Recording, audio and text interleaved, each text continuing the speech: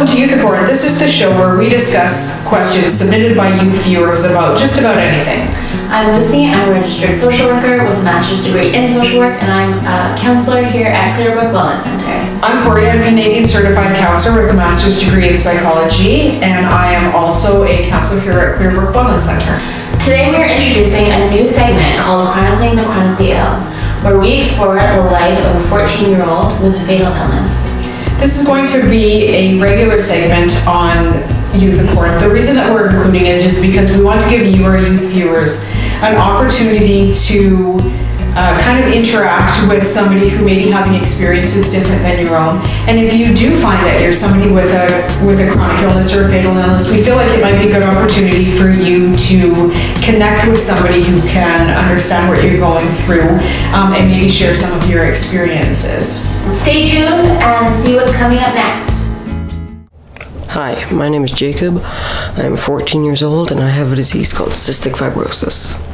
I've had cystic fibrosis since I was born, and here are the symptoms it comes with: are breathing problems, chest, mucus problems, problems with my stomach, liver problems, joint problems, kind of. That might be caused by something else, but I have that. But also, I'm too sick to really go to school, so I don't really go to school, but I also am always back and forth between hospitals and stuff I need to do. I need to get surgery sometimes, which was on my liver, but that was because of liver stones, which can be caused by cystic fibrosis.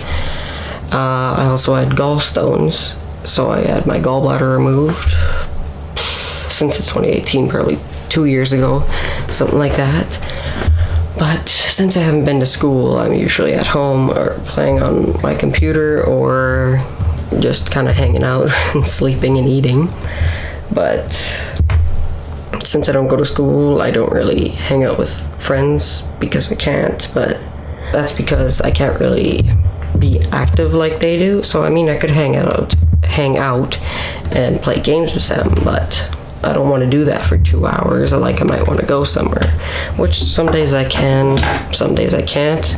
I don't really get to choose. The bowel problems, stomach problems are also kind of a problem because it's really iffy. Like if I eat, I gotta take my enzymes, which my pills are called.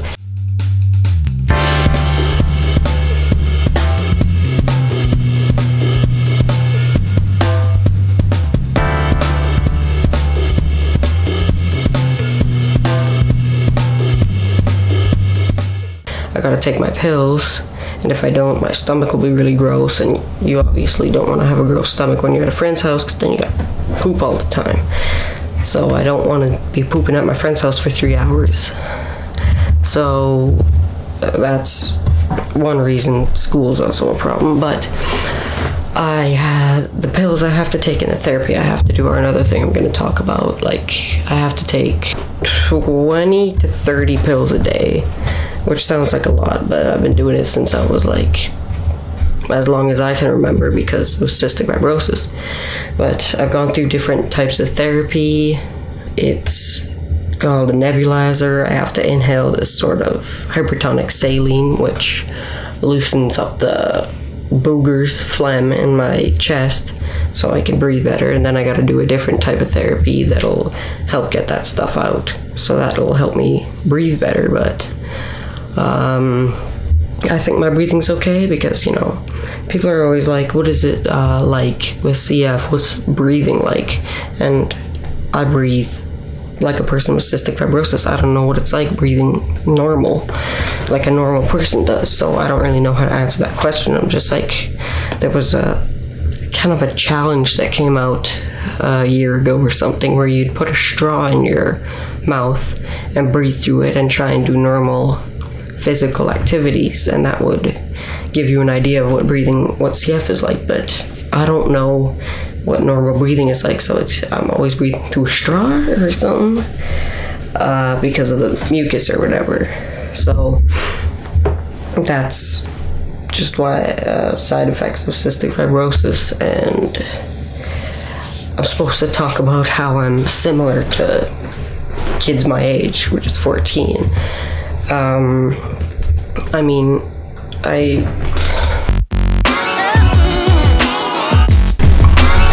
can move around, and I'm not too skinny. I'm not in a wheelchair or anything, but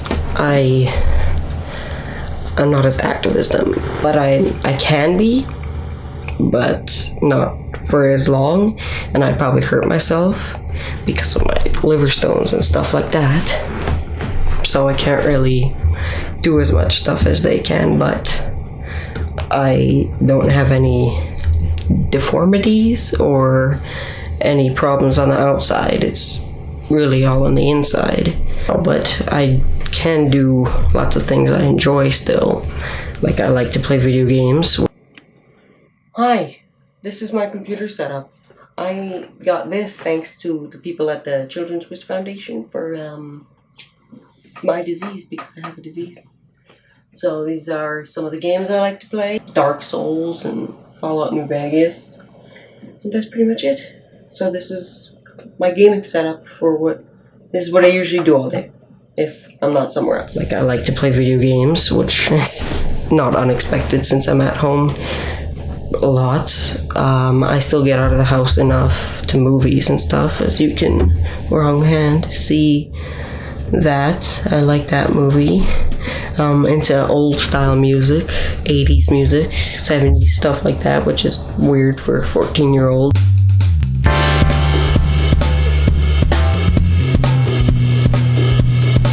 But,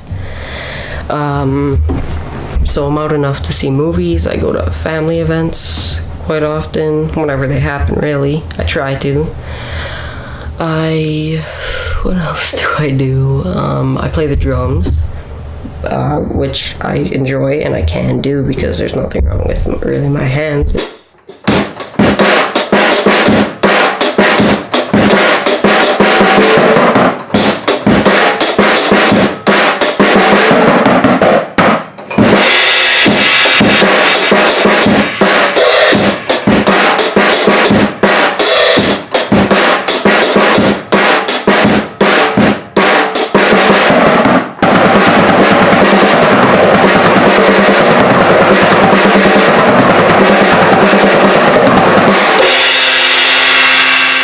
That sounded great.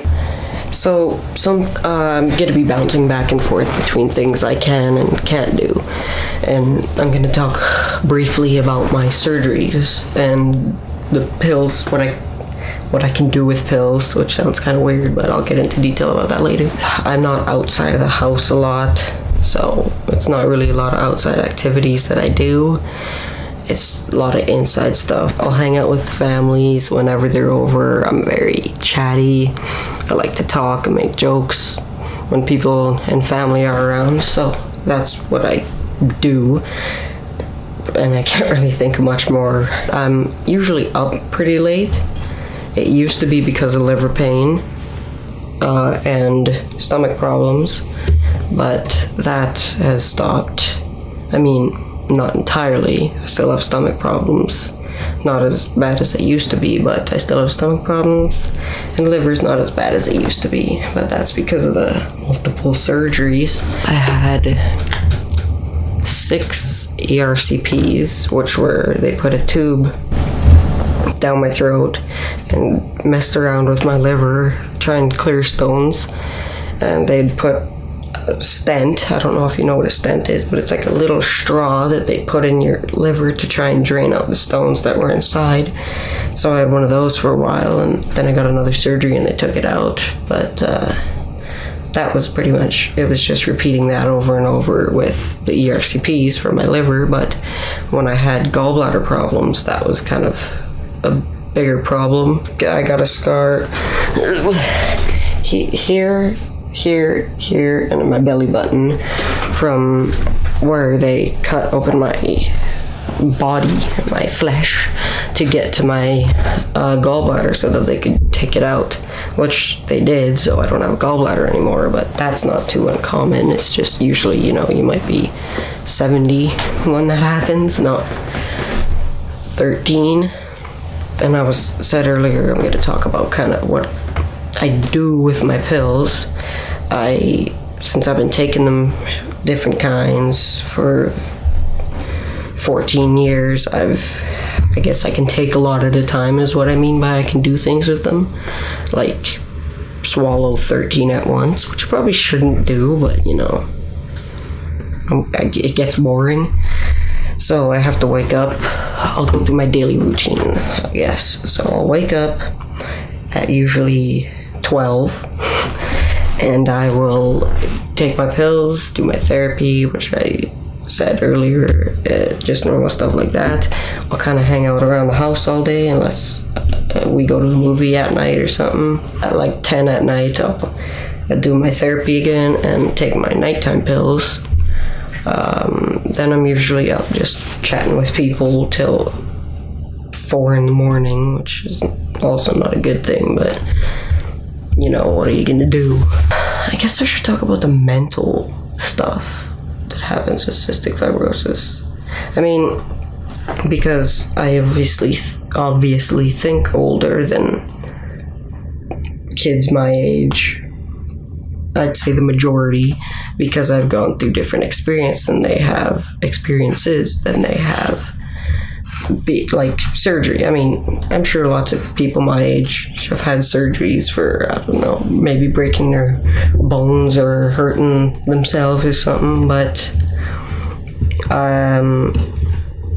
the different kinds of surgeries, I guess, and having to know what's going on with my body, because I have to also talk to the doctors about what's going on with me.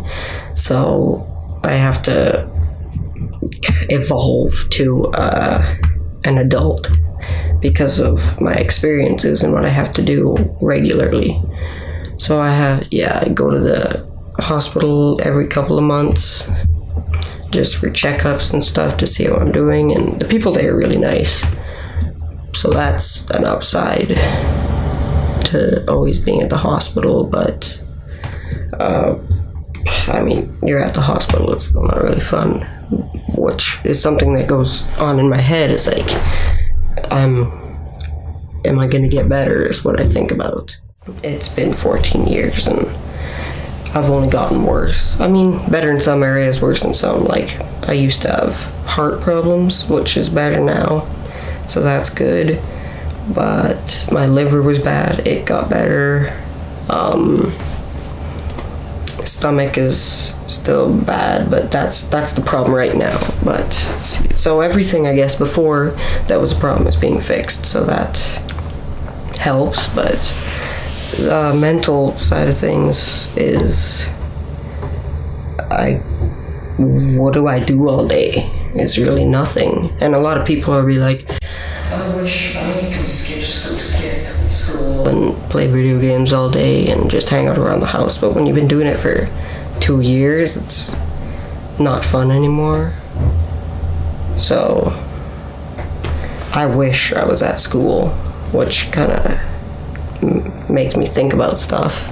Like, I want to see my friends, obviously, which, I mean, I can stay connected to them through my phone and stuff, but it's not the same, obviously. But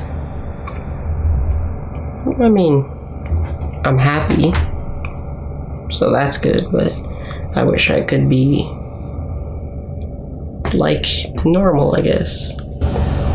Kind of got sad all of a sudden, but I guess that's pretty much all I have to say, so bye! We hope you were as inspired by Jake as we are. Stay tuned for next month's episode, where we'll continue to follow aspects of Jake's life. If you have questions or comments that you want to submit for Jake, or if there's something that you want us to explore with Jake, then please tweet us with the hashtag Youthicorn-questions. Be sure to leave us a like and subscribe to our channel. Also, don't forget to follow us on Facebook, Twitter, and Instagram. Thanks for tuning in, and we'll see you for our next episode of Youthicorn.